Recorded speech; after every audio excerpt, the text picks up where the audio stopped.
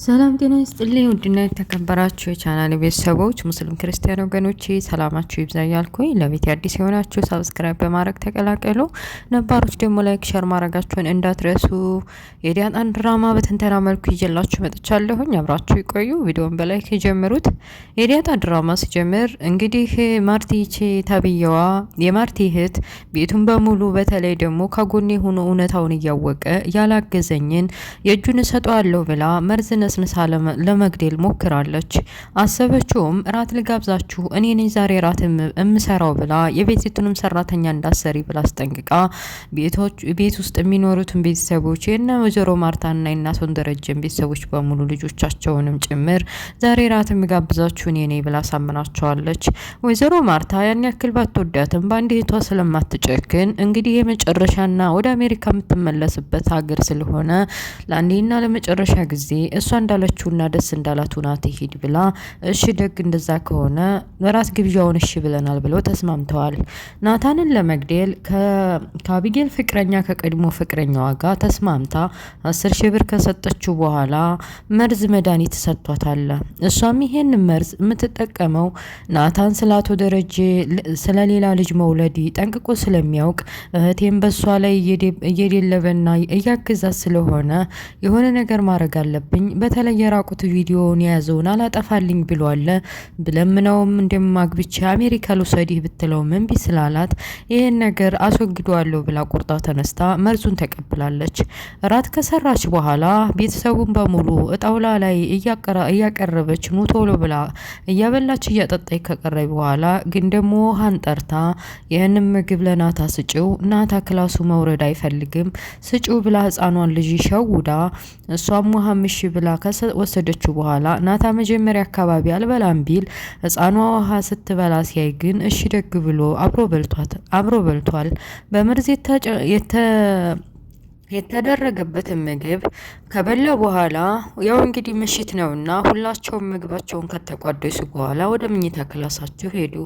ሁላቸውም አረፍ ብለው በቃ ተኝተዋል። አይነጋ የለም ተነሱበት እየተንቀሳቀሱ እንግዲህ መድኃኒት ወደ አሜሪካ የምትመለስበት ዛሬ ነው። ሸኙ ብላም እንኳ አትጣራም ወይ ሰዓቱም ረፍዷል እንዴት አልነገረችንም እያለች ወይዘሮ ማርታ ከክላሷ ብድግ ብላ ስትንቀሳቀስ ምድሩ በሙሉ እንዳለ ደም በደም ሆኖ ተጨማልቋል። ምን ሆነች እህቴ እያለች ቶሎ ብላ እየሮጠች እህቷ ወደምትኖርበት ክላስ ከፍታ ብትገባ መዲ ተብዬዋ እንግዲህ ለምንም ሳትናገር ወዴት እንደሄደች ሳይታወቅ ከክላሷ የለችም። ሁሉንም ክላስ በተለይ ደግሞ የመዲናን ክላስና ሽንት ቤቱን ሁሉም በደም መጨማለቁን ስታቅ ምን ተፈጠረ ብላ እየሮጠች ለአቶ ደረጀ ነገረችው። አቶ ደረጀ ምን ተፈጥሯል ብሎ ክላሷን ሲያይ ባዶ ነው። በአንድ በኩል አቶ ደረጀ ከዚህ ከቤት እልም ድርግም ማለቷ ደስ ብሎታል።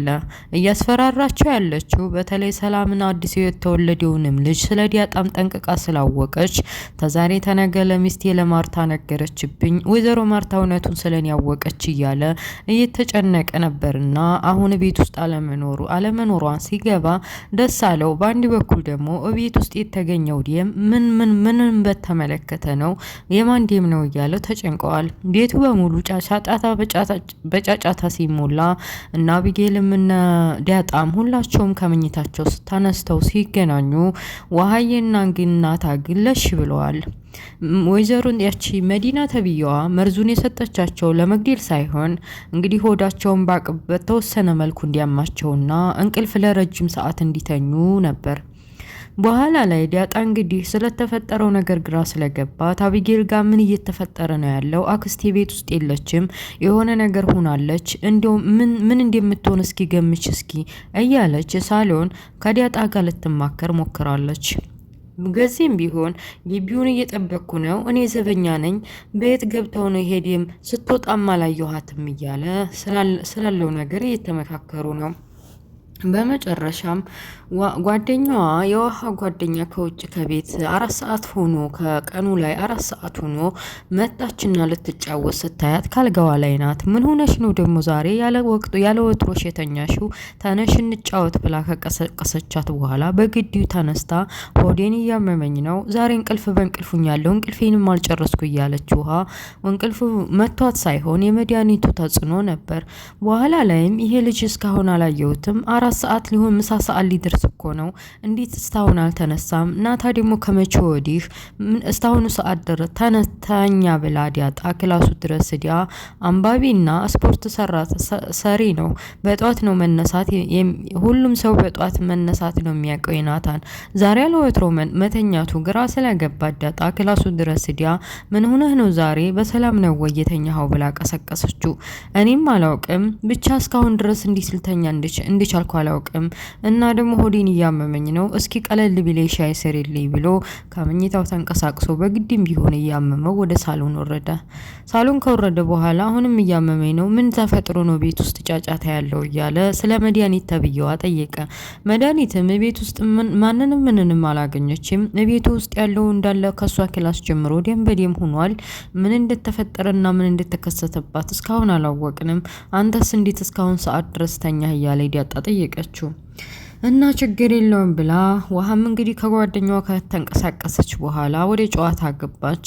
ናታን ቢሆን በመጠኑ ሻዩን ከጠጣ በኋላ ተሽሎታል።